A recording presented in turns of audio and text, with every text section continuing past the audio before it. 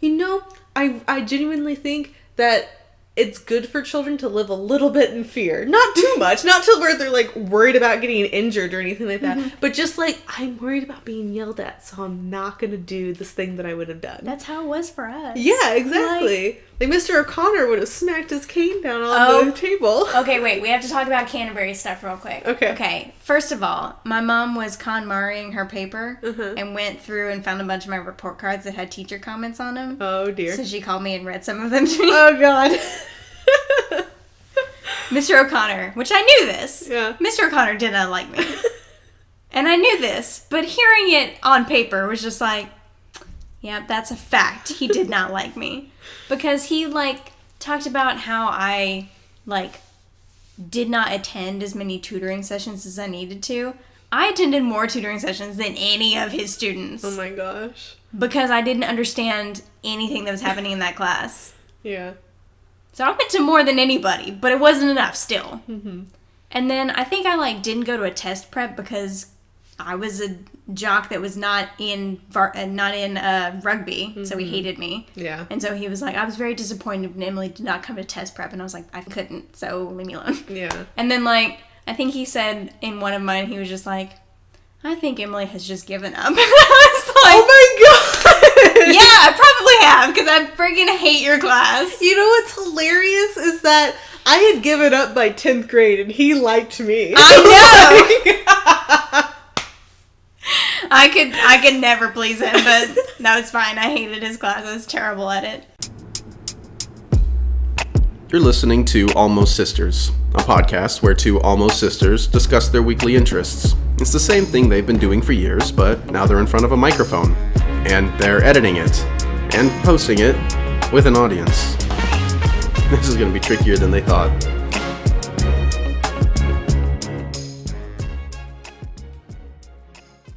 So even though we are quote-unquote adults, I guess. I guess you could say that. I guess you could say that, depending on who you ask. Mm-hmm. We still seem to find it necessary to have planners in our daily lives. Yeah. Yeah, for the most part. I mean, I think it's more of a wishful thinking for me of, like, would be nice if I could keep a planner. Well, I think whether we actually keep one or not, I think we both have the need to have a planner. That is true. We always have a lot of stuff running around in our head, and it's just nice to be able to get it down on paper somewhere. Mm-hmm. Yeah, I think I've been struggling with since I left college. College was where I really developed my my organization skills and my planning skills, and using a planner and being able to, like, really keep track of everything I needed to do each and every day. But since leaving college, I haven't had as much need and also as much kind of structure to it as I did, like, with having a syllabus and having deadlines and stuff like that. Like, there are a few things here and there that I'm like, oh, I have a deadline, but it's, like, all the way in May or something like that. And so, like, there's, like, 10 days that just don't have anything. And so I want to be able to, journal in a way that I can keep track of more of my day-to-day life stuff. Mm-hmm. I think in school, it's very obvious what you need a planner for. Mm-hmm. You know, you need to be able to keep track of all of your assignments and all the different deadlines and kind of, how much time you need for everything. And so, having a planner is very obvious. Mm-hmm. I need it to be able to keep track of all this different stuff that's going on.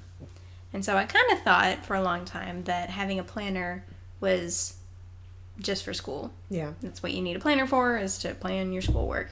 And then when I got out of college and started, working and having a personal life, and I found that I still had a need for a planner. Yeah. Because I needed to be able to organize my thoughts.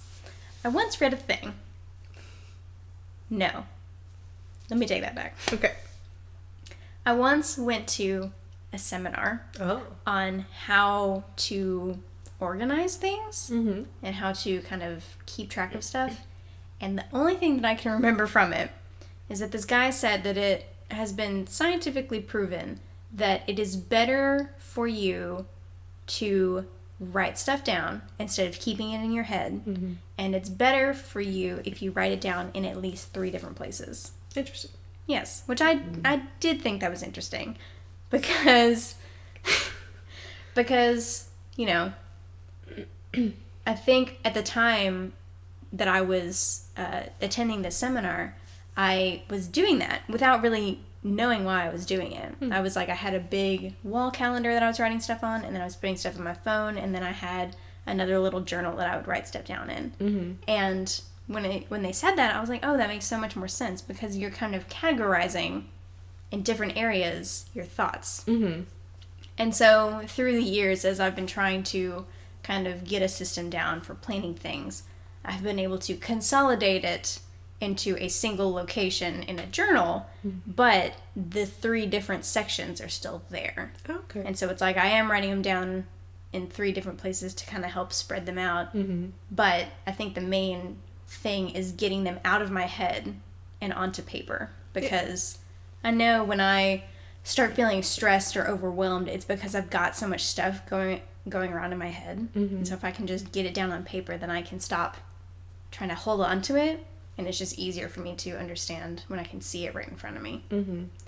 Yeah, I think I do it in a way that I know I can do it more efficiently. I kind of do the 3 places way too, because I'll have yearly goals, and then I'll break it down into quarterly goals, and so a lot of the things will match up from the yearly to the quarterly, just kind of more specific. Mm-hmm. And then I go a step further with SMART goals, so the specific, measured, I forget the A, forget the R. Attainable. Attainable. Realistic, and timely. Yeah, that's what it is. Which I learned from my honor society, because we had to have this whole, it was leadership and success. So we had to have all these business model ideas, stuff that we had to practice. And so I do write them down in 3 different ways. But I think as far as like I said a little bit earlier, day-to-day stuff, I struggle with so much of kind of what can I do today, and what can I keep track of today, just kind of building off of my days, rather than going oh, well, for these 3 months, I'm going to have these goals, and I have a way to break them down, but not in a kind of a daily way like I used to with my school planner, where I had, I'd have a paper to write, and I wouldn't just have the due date. I'd have the due date, and then I'd have a week before the date I needed to be done. Then I'd have, I'd start with, okay, this is the day I need to pick my topic. This is the day I need to start my outline. This is the day. And, I'd break the whole project down and write in, okay, work on final draft these 3 days, and kind of stuff like that. And so I was really able to just break apart everything, because I was able to start with a deadline and kind of with a schedule in mind, because I was in school and everything else. And so, but now it's kind of it's so much effort to just even set my own deadlines that I don't take that breaking it all down and everything. Yeah, but that's the thing, is that even though it's not schoolwork, there's still a lot of stuff that you do that can be broken down that way. Mm-hmm, exactly. You've got a lot of personal projects going on, and so I know that you kind of set deadlines for yourself, even if you don't write them down. You have them in your mind. You're like, okay, I want to have this done by this day. And so then you end up, kind of working backwards as to when you want to start on it, and when you think you can get it done and stuff like that. And so, you just do all that in your head right now. But if you wanted to start writing it down, then that's another reason that journaling and having a planner can be useful. Because I think that's what a lot of people don't realize, is that just because you're not in school anymore doesn't mean you don't have deadlines for stuff. Right. And I mean, in things too, of kind of not even with work or with things happening with your social life or whatever, but just if you're wanting to lose weight, and so you're wanting to build up your exercise routine, or if you're wanting to create a better sleep schedule, or, whatever you're wanting to do, just to kind of those little things to help you improve your life. And so you tell yourself, for instance, I want to get to the point where I can do meditation for a solid 30 minutes. And right now, it just keeps going like, oh, 5 minutes, oh, 5 minutes, oh, 5 minutes. And because it's like, it's so sporadic where I'm like, oh, I need to do my meditation today. And so I never really think like, okay, well, I need to do this week, every day, 5 minutes. Next week, every day, 10 minutes. And kind of building on that kind of thing. It's always just more of like, oh, yeah, I wanted to do this. I guess let me do it now that I'm remembering it. And so it's never, like, and that's the thing. Like, I used to live, like, my planner went everywhere with me. I wrote everything down in it, even stuff that like was like insignificant, like I need to do this today, I need to like change the kitty litter, I need to, or I did this today, or something happened, so I was just like, everything went in my planner. It was always on me. But like, I got my planner for 2019 and I've maybe written in it for a few weeks, but like just like one day right for the week, and then like never look at it again. So and then I go through like 2 weeks and just crossing the days off all at once. So well, I mean, talking about deadlines, I think everything has a deadline, even though we don't think about it that way. Like, as far as how you schedule your time based on like, okay, everything has a deadline. I have to go grocery shopping by this day because by this day I will run out of food, or like I won't have time to do it after because then I have people coming over. And so it's like grocery shopping has a deadline, and so you have to figure out, okay, when can I do it before that deadline? And so it's still scheduled the exact same way, even though we don't necessarily think about common stuff as having deadlines like that. Well, and it's like, because there's that whole idea of like what we said at the beginning of the podcast, like being an adult, quote unquote, that as an adult you're just expected to like know, when you wake up, I have to do this, this, and this today. And it's like, that's just not how our brains work. We wake up and we're like, where am I? So we need to be able to have that constant reminder, or we can never build habits. We can never keep track of what the work we've already done. And and so we kind of like, for instance, I said kitty litter just now. I never have a set day. I do it once a week. No, I don't, because I don't have like a set day scheduled. I go, man, it's Monday. When did I change the kitty litter last? Oh no, it's been a week and a half. I mean, that's the thing. It's like, I remember when I first started kind of developing my journaling, and we'll start getting into that in a little bit. But I remember when I first started kind of getting the hang of it, I almost didn't like the feeling of it because it felt like I was regimenting my time too much. And it was like, it didn't feel like spontaneous anymore. And it was like, for example, I started keeping track of like, okay, every Wednesday I need to do an exfoliating mask. And so I'm going to start writing it down because I'll forget otherwise. But then it started feeling like, oh, this is less of like a treat and this is more like a scheduled thing that I have to do. But I think that feeling was unjustified because now I do it more often and I like it more because I get to do it more because it's written in my planner. But, so it can kind of feel like you're taking away the spontaneity, and it might seem like your days are filling up more. But for me, it's necessary because I'll just forget it and I'll sit on the couch and watch Netflix all day. Yeah, I mean, and then there's the flip side of it to where, for me, I bought those masks that you just kind of, the paper that you just put over your face and you look like a monster for like 5-10 minutes. And I bought like 5 of those going like, oh, I'm going to do this once a week. And I've used one once. And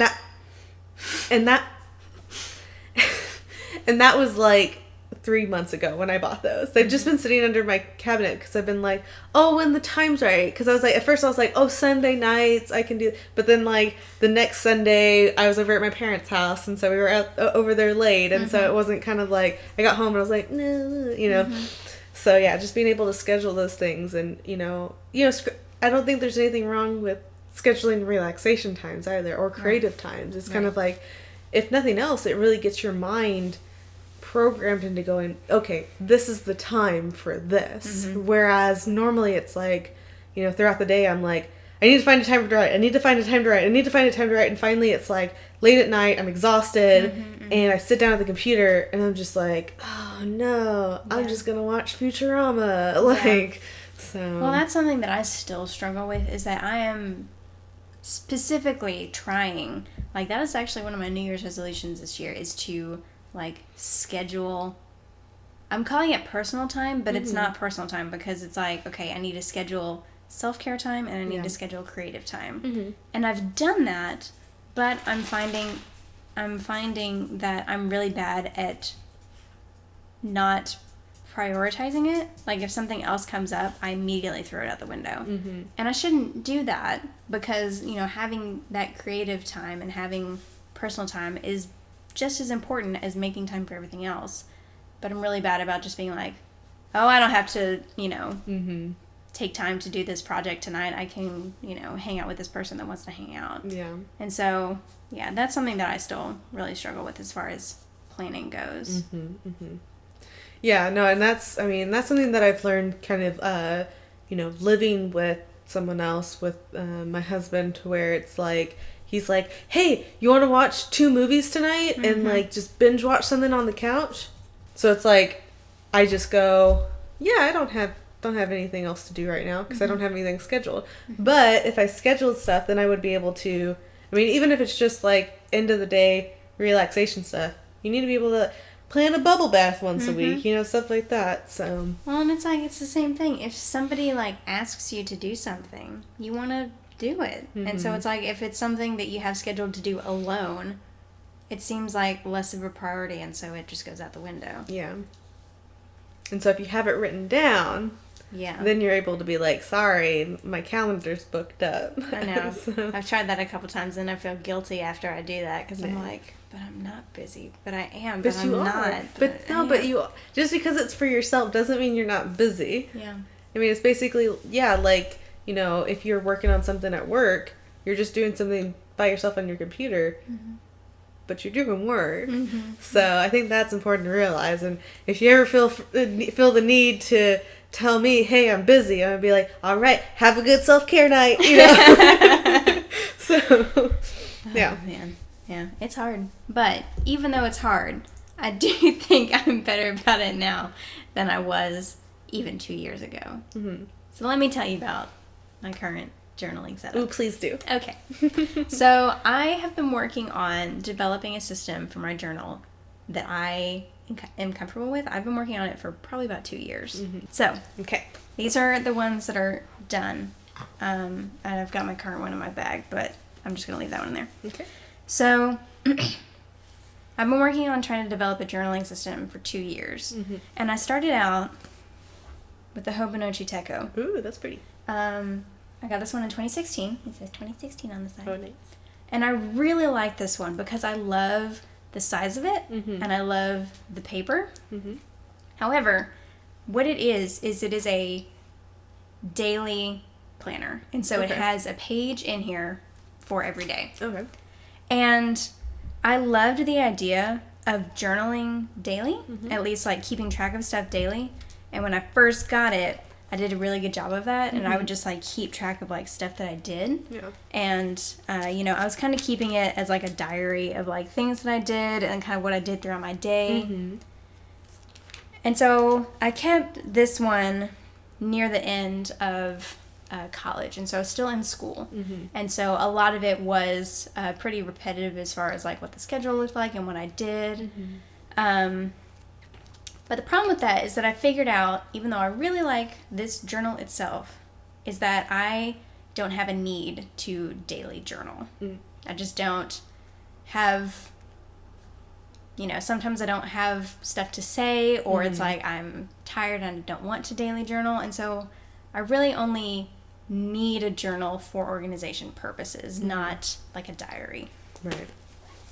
And so, you know, I got another Teko after that and attempted to just kind of ignore the dates on it and use it like just an empty journal.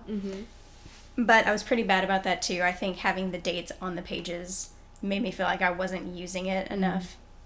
And so that kind of fell away. You can see on that one, all those blue spaces are like empty pages. Oh. So that's pretty bad. So then the current journal setup that I have that I really like, I kind of stumbled upon. My mom went to Colorado and got me this journal. Okay. And it is a journal with, let let's see if I can find an empty page in here. Okay, so on the left side, there's a gridded paper, and on the right side, there's lined paper. Okay. And so that was an interesting setup that I'd never seen before. And let me find a... There we go. And so one day I was trying to plan out my month, and I was super busy, and I couldn't keep track of everything that was going on. And so I took the lined paper, and it has 30 lines on it, and I thought that's perfect, 1 line per day. And so I wrote out, 1 through 30 down the page, and then I labeled each number with the day of the week that it was, and then put a grid calendar on the opposite page to kind of have a calendar view. And let's go back. So this is the first one. So you can see it's I was kind of just scribbling it down. And like this side doesn't even have the calendar on it because I was just trying to get all my thoughts down. But then, as I started doing that, it started working better for me. And so I started adapting it to more of the bullet journaling stuff that you see, where you kind of use one page as a theme for the month. And so, if you have a desire to be artsy about it, you can kind of decorate your pages to where if you're going to be looking at them a lot, they can be pretty and, more aesthetic to your eyes, you're more likely to use them. And so having that, planning set up really worked for me. And so that's what I've been sticking with since then. I've since moved to a new journal. I've filled up that journal, this is the first journal that I've ever filled up. Okay. And so, I still use that monthly setup, but I think what I've learned throughout researching bullet journaling and watching other people journal is that there are lots of different page setups that you can do for different things. And so, a lot of people that bullet journal have a set, like, this is what I have every month, and I do the same things every month. And I am not a consistent person like that. And so I use a lot of the different, trackers and page setups for things that I feel like tracking for that month. And I might not use them moving forward, but I might decide that I really like them and keep using them. And so, if I set up a New Year's tracker for this year, because a lot of my New Year's resolutions were quantified, and they were like, okay, I have to do it so many times, or I have to do it every Sunday. And so it's like having trackers helps me keep track of them and feel like I'm accomplishing my goals, which is something that I never really had before I started journaling. It was just kind of like an ambiguous set your goal and do it kind of thing. So being able to track progress is very cool to see. And I think that's another unique thing about bullet journaling, is that bullet journaling, kind of one of their staples is tracking. And so, that's an interesting thing to experiment with and to try out that you don't see a lot of different places. But, I think generally having this planner setup has been very helpful for me as far as being able to very quickly know, if somebody asks if we can do something, very quickly being able to know what's going on, being able to plan very far in advance, and I just like it. So what motivates you to stick with it and do it consistently? I have to. Because now I've become so reliant on it that I can't function. I can't hold all this information in my mind anymore. Okay. And so I have to have, and since I've found the system that I like so much, I probably can't go back to just putting it all in my phone because it's not laid out as nicely as I like using it. Yeah. And even last month, I attempted to try a different format and I hated it, and halfway through the month went back to the old format that I've been using. Yeah. But, that's why I stick with it, is because I've gotten so used to it, and it synchronizes with my brain so well that just being able to see everything like that, it just helps me a lot. And so that's why I end up sticking with it, because it makes things easier. Yeah, that makes sense. There's been many a times where I know there's like a ton of stuff I could be doing, but I kind of just end up kind of just wandering my house, just kind of being like, what am I supposed to be doing right now? And I just kind of wish that, because like, so the journal that Maddie gave me for my birthday, I decided, I was like, it says live your dreams on it, and so I was like, all right, so this is gonna be my 2009, like I'm gonna do the bullet journaling thing, not artistically, just like the list forms and like the tracker forms and everything. And so I made lists for the books I'm gonna read, the hours I'm gonna meditate, going to church, weight loss, exercise, you know, just all this different stuff. And I did it for the first week. I haven't done it since.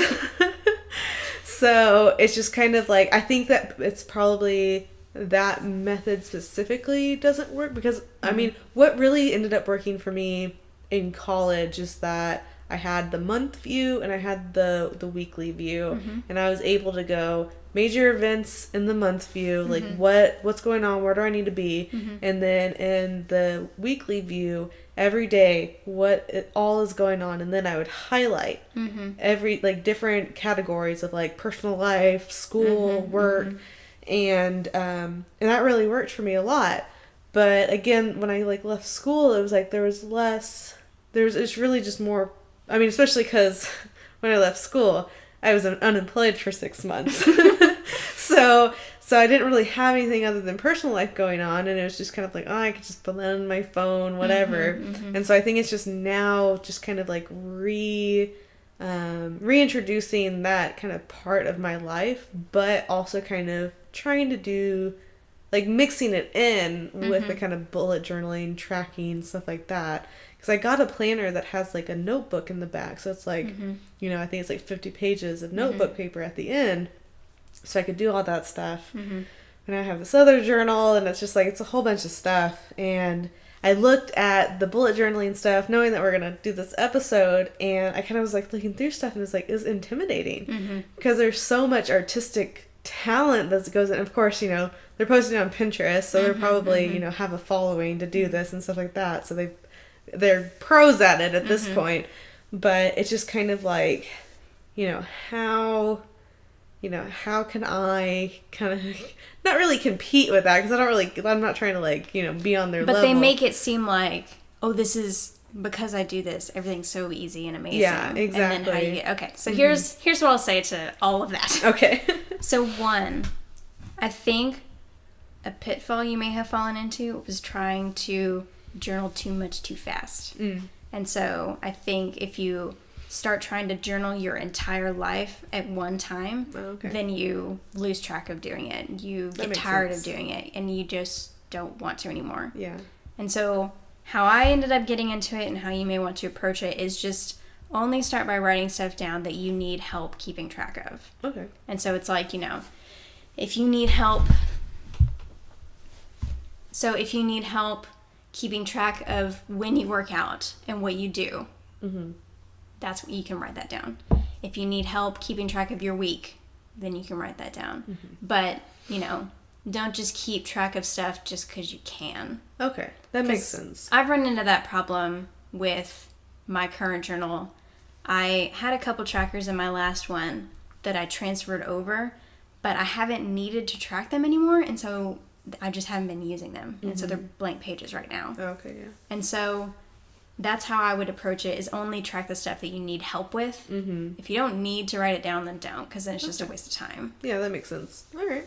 Yeah. And then as far as the whole, intimidation of bullet journaling, like seeing other people do it, I would agree that a lot of the stuff that you see on the internet is more artistic based than it is, well, not all of it, but, there's one bullet journaler that I really like watching.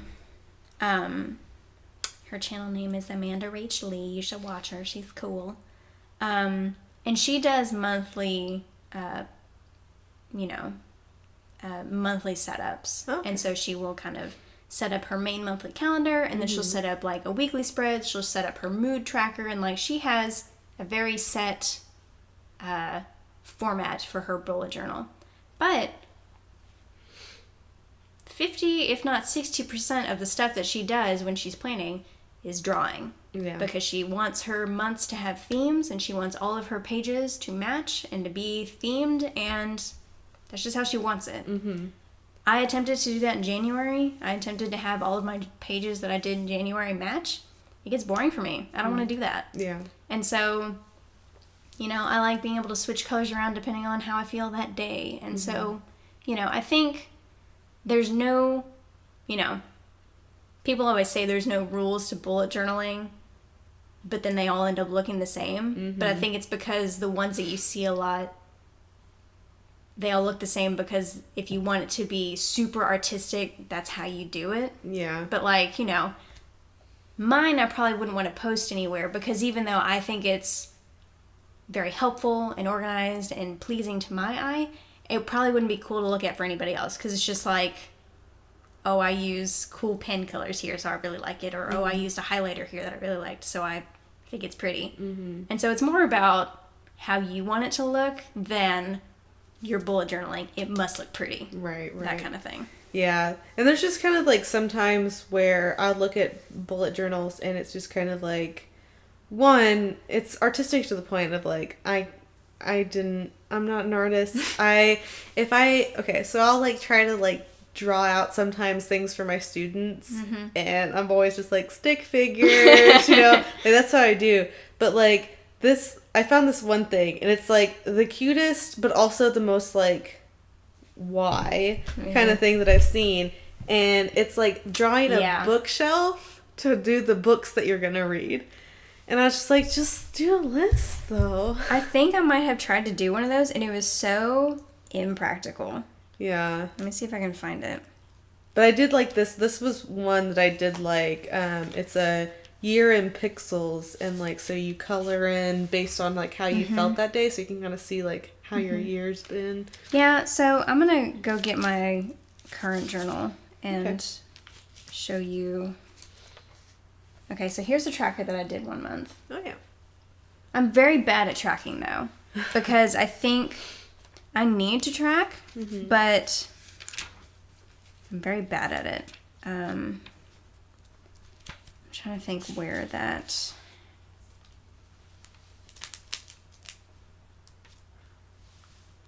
bookshelf one is.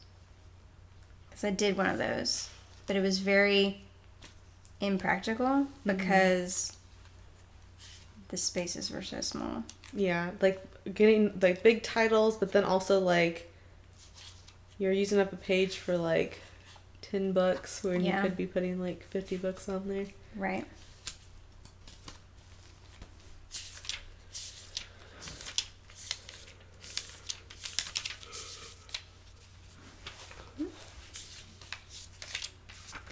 But another thing that I'll say, you know, we talked about only track the stuff that you need to track. I think that applies to formats as well.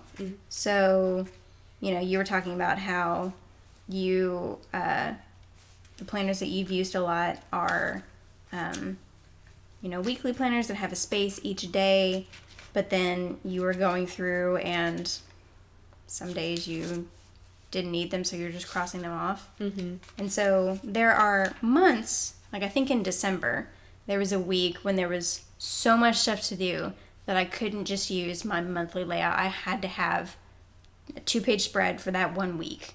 And I think I had one in here too. That was like, this week is so busy, I need a full spread. And so that's what I like about having just a blank journal to do stuff in, is because you can customize it how you want. And so if you need a full page for one day, you can use it. And you won't be, you know, accidentally taking up a week that you might need for something else. So, yeah. That's what I like about having a blank page journal for doing stuff instead of a specific planner. Yeah, I think the biggest thing for me needing that kind of format is that I'm not really good. I'm not even good at like, have you ever seen that like weight loss tracker where it has like the boxes and it's like each pound has a box and you like color it in? Yeah. Like I do that, but like I have to pull out a ruler and I do too. and just like it's No, bad. I do too. Like, I think they want you to make it seem like, oh, this is so easy to do. But it's like, no, those pages that you see on Pinterest, they take hours to do because they're not easy. So I haven't been journaling a lot recently just because it's been more about monthly tracking, which, honestly, I don't know why I haven't been journaling a lot recently. But, I don't know. Maybe I'm in a slump. Yeah, it's like, it's weird too because like even with just like, I used to keep kind of a daily like thoughts journal. So like at the end of the night or at the end of the day at night, before I went to bed, I'd like write for 5 minutes. And I used to do that consistently. But I think it might have to do with the fact that I've had a lot of life changes over the past year, graduating college, getting married, moving to my first place. But yeah, just having a lot of life changes, and I think I just kind of dropped off a lot of habits, and so kind of like my whole thing was like I want to build my habits back up this year for 2019, and I put too much on myself probably, too much too soon. So yeah, but Yeah. I want to get back into it. I want to like just kind of start with like, just like with the weekly planner, like writing in what happened, what did I need to do that day, breaking down my goals into smaller chunks and all that other stuff. I mean, I also think it's interesting, like, even as I'm flipping through this, looking for a different page, I came across something that I was like, oh my gosh, I have, like, okay, I'll point it out to you, but you probably want to cut it out. So, this page I made on a day that I was, like, very, very mad. Oh, yeah? And I was just like, I just need to be left alone. And so I made this page, and I forgot about it. But I remembered that I have a Rick This journal. Oh, yeah. And there's a page in there that says decorate this page when you're very angry. And I decorated it with like a hill with a little tiny house on the hill. And it was just like, solitude is needed. Yeah. I was just like, that's interesting that I forgot that I'd made that page, but that shows me that I need... Oh, there it is. Like, without realizing it, I know what I need. And so having stuff like that written down just kind of helps. Yeah, and it's also too, it's good to kind of like use it as a way, like what I did, I've kept all my planners because it's kind of like, it has shown me how far I've come, like one, with my organizational skills, but two, just like what I've accomplished, what I've been able to achieve. Like I have my journal still, or my planner still, of when I was planning out my 55-page paper that was basically like a thesis or whatever for my my senior thesis class. And it was kind of like this whole long, all right, here's what I researched, so it's like, it like showed this progression of me kind of going, oh wait, never mind, I'm not gonna do that then, I'm gonna do this here. And just kind of being able to go like, wow, like, and I kept my planner throughout my trip in London, so I know everywhere I went, what day I went, and so that's really cool too. And so yeah, and my relationship with Forrest, like how that developed, and so yeah, all that other stuff. And I would like to be able to kind of, especially like in this kind of new stage of my life, being able to keep track of those things now, so then I can look back on it in a year or two and be like, man, I've come far and I've done a lot of stuff and all that stuff. Well, that's another reason why I initially wanted to start journaling, because when I started as a freshman in college, I did kind of diary entry every day. I would write down what I did, who I met, all that kind of stuff. And I did pretty good with that for about a year and a half, and then I just kind of got tired of doing it. But I started doing it because one summer I was at my grandma's house, and I was just kind of rummaging through her old stuff, and I found her diary from when she was my age. And just reading it, I was like, this is fascinating. I want to do something like this, so maybe one day my grandkids can read it and kind of see what I would get up to. And so, yeah, I think having it as a record of stuff that you did is fascinating to have. Yeah, and it's funny that you mentioned that too, because like when I first started journaling, I started journaling at the beginning of my college years. Like I kind of did a little bit of like angsty teen writing in high school and stuff, but really like keeping track every day. This is what I did, and my thoughts and all this other stuff, because I found my mom's journal from when she was like 10 years old.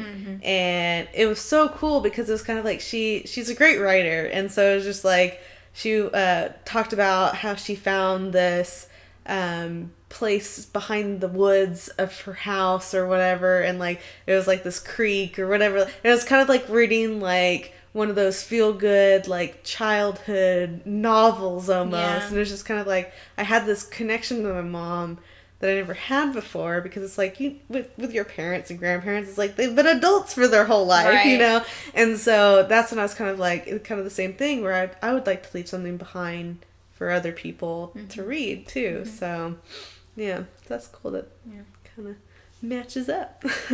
So tips for journaling to get started. Yes.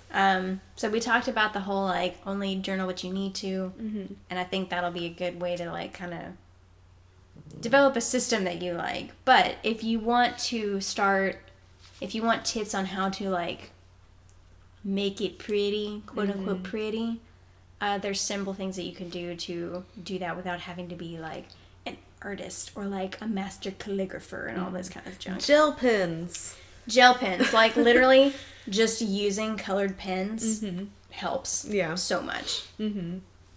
I use the Scribble pens. Okay. Let me get the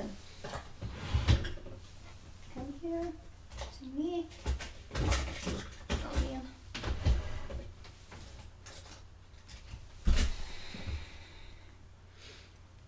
Yeah, just the Scribble .88 pens. Ooh. They usually come in a pack of like 50. There's all these different colors. And just having some thin tip pens and some markers so that you can kind of color your pages. It just makes it more fun. Yeah. And so that also kind of helps you stick with it more. I like materials to help. I would recommend colored pens, a small little ruler. Like having the ability to draw straight lines is so much easier. Yeah. And then if you want to go the extra step for decorating, like I would just pick out some cute washi tape because it's an easy way to decorate a page without having to worry about printing stuff out or buying expensive stickers. Just like if you have colorful tape that you can just like kind of put a border around something or highlight a title, then that helps. Though I will say about stickers that if you want really pretty pictures, but you're terrible at drawing, like me, Stickers are good. stickers are good. So I think I'm just going to buy a ton of stickers. Good. And just make it all colorful and pretty. And just, I'm going to buy some, Lisa Frank stickers. Oh my Rainbowy kittens and stuff. No, like some flowers and, some nice subtle things. I mean, they make a lot of like transparent back stickers so that it looks like you just painted a rose on your page. And it's like perfect. Yeah. So just like things like that, just to kind of, because I think the thing is too, is that the reason why there's a lot of like color and illustration and bullet journals is kind of, it helps you feel good while you're doing it. It's kind of bright and happy, and it's something nice to look at. And you kind of feel like when I was at my prime planner stage, it was beautiful. And so it's just kind of like you open it up and you're like, yeah. Like you're just like, it feels so good, just the organization, rub it on your face. Well, like, no, I mean, because like I think there was one when I was showing you my old journal. There is a specific month that's like my favorite month because I'm just like, it's so pretty. I just want to like have it forever. And even though it's like, it's not, the layout is not any different than any other month that I ever do. But just because I like picked colors that I liked and made it look aesthetically pleasing, I like used it more and I liked it a lot better. And so yeah. Yep. So I think that's the thing. I think bullet journaling is somewhat of a new medium, but it's fascinating as far as how each person kind of does it differently. Like, there's a lot of bullet journalists that I follow on Instagram, and when I'm kind of scrolling through and I see somebody's bullet journal post, even if I don't look at the author of it, I can tell immediately who it is, because even though a lot of the formats are the same, everybody has their own style. Yeah. And so it's a medium that is, supposed to be very, or not supposed to be, but it's kind of framed as being kind of, this is organizational and very utilitarian, and this is what it's used for. But it turns into something that you can kind of make your own, and, you just make it help you. And so it's going to look how you want it to. Yeah, it has to look like Emily's bullet journal or Caitlin's bullet journal, because that shows that you're prioritizing. You have different favorite colors. I think that like with a lot of things, you just have to find what works best for you. And so, like, kind of like what we're talking about with, like, it's kind of a little bit off topic, but with social media, where it's like everyone has their own preferences. Right. Like, everyone, the way that things are formatted works differently for different people. And so, while I like the everything scrunched together, just separated with like highlight colors, you like the line by line kind of thing. Yeah. So, So I think if you are the kind of person that needs stuff written down, which everybody kind of needs a place to put something. Yes. I would say give it a try. Even if you, try a couple formats that you don't like, or if you try the mainstream formats and you don't like them, that does not mean that there's not one out there that'll work for you. I would just say give it a try, because once you find a format that you like, it's life-changing. Yeah, I mean, it's just, there's a lot to be said for writing things down.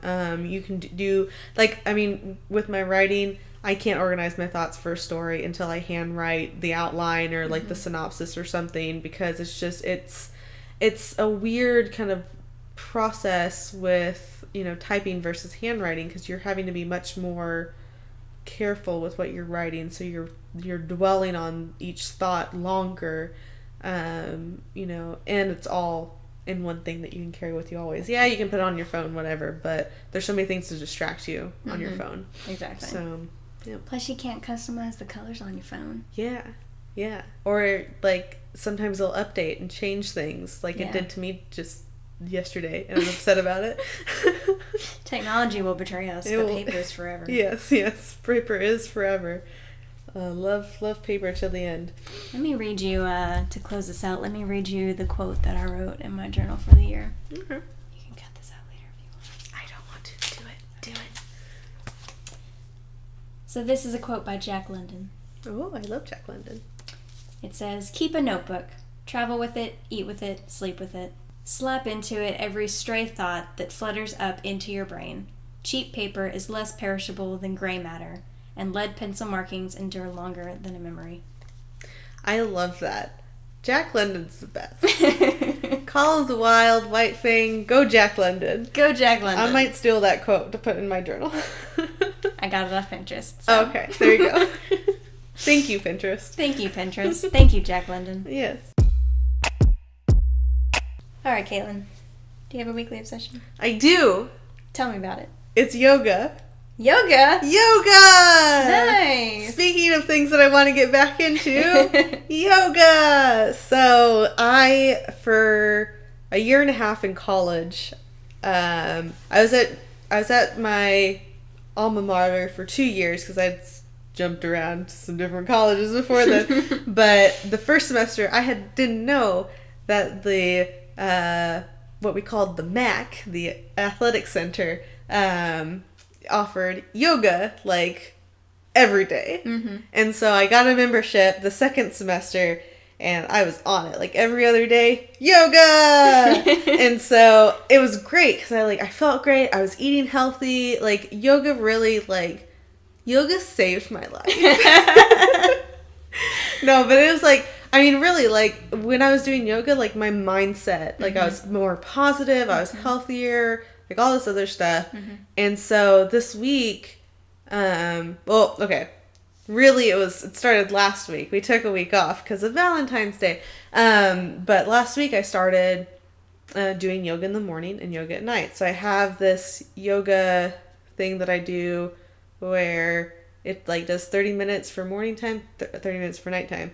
So sometimes in the morning I'll do more yoga. So I'll do like a whole hour and then I'll just do the nighttime section of the other one. Mm-hmm. So there's so many yoga possibilities. There's yoga for weight loss. There's yoga for flexibility. There's yoga for old people, for heart disease, for, there's so much yoga. So I've just been like looking into all the different types of yoga and like figuring out what I need. Because being an athlete for, I guess it was 15 years of my life, and like not really ever stretching, my hamstrings are so tight. I can like, if I try to touch my toes, I get like 4 inches past my knees. So that's like a good foot mm-hmm. between my fingertips and my toes. Mm-hmm. I can't touch my toes, people. And so like there's a lot of stretches, like when it's just like the weight loss something or the heart rate one or whatever. I can't get into a lot of these poses because my body's too tight. Mm-hmm. And so that was kind of the way it was, when I first started yoga back in college, but I did it so frequently that I was starting to mm-hmm. pull out of that. It's all back. And it's probably even worse now because I work in a desk job, mm-hmm. not really walking around that much anymore.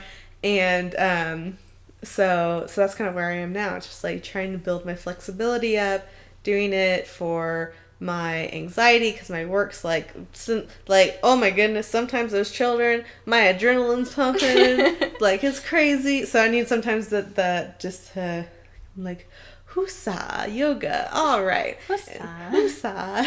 So are you self-teaching or are you using an app or are you using a DVD? What are you doing? I'm using Amazon Prime because I have a lot of, like, you just type in yoga to Amazon Prime and there's like dozens of videos that pop up. Okay. And so I kind of want to get to the point where I've memorized a routine that I can kind of do fairly quickly because it's all just like, right now the weather's pretty bad outside because they're trying to like make themselves more personal and stuff, so I can kind of get through them more quicker to do the flexibility and stuff like that. Right. But yeah, just kind of doing the different like, I want to do like something that's more intense or something that's so like you can find pretty much everything you need yoga wise. But I want to eventually, once my flexibility gets up, also to start doing classes so I can kind of be more motivated to stretch further and do more and stuff like that. But yeah, it's good and I like doing it. And despite my pizza dinner tonight, I've been eating a lot healthier, drinking smoothies in the morning because it's like after yoga I'm like, I want some fruit. I don't want eggs. I don't want eggs and cheese. I want some fruit in the morning.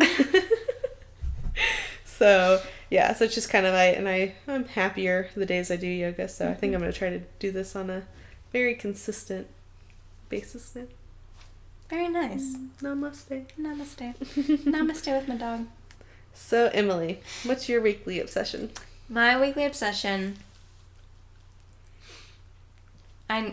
before I even started watching this, I knew it was going to be an obsession, and here we are. And here we are. My weekly obsession is Terrace House. I have no idea what that is. Didn't think you would. Every single obsession you've had so far, I'm like, what the hell is that? This one, there's some people that are going to be out there that are going to know what I'm talking about. Okay. It's on Netflix. Oh, okay. It's Japanese. Of course. So, Terrace House is a Japanese reality show, ? Okay. It's not like an American reality show, though, because it's not a contest. Mm-hmm. So, the premise of the show is that they put 6 strangers in a house together, and they live together, and that's the show. So it's Big Brother, Japanese version. Kind of. But there's no competition aspect to it. Oh, so it's just like a social experiment. Yeah. Okay. Yeah. I like that better. I hate the competition shows, but I like that. Well, that's... Because when I first started watching it, I immediately was like, I'm going to love this because it's like Big Brother, and I love Big Brother. Mm-hmm. But then, as it went on, I was like, I love this more than Big Brother because all of the stuff that I hate about Big Brother, they don't do in this show. Oh, yeah. And so, it's great. Mm-hmm. It's a very interesting show, though, because, again, it's not like an American reality show. Even in the format, the contestants, just... I don't understand how they came up with this and why it's so genius, but it's amazing. So, they have 6 people in the house, and you just follow them throughout their day. They're allowed to leave. They go get jobs. They can leave the city. Like, they just come back and sleep in the same house. Mm-hmm. So you just kind of watch what happens.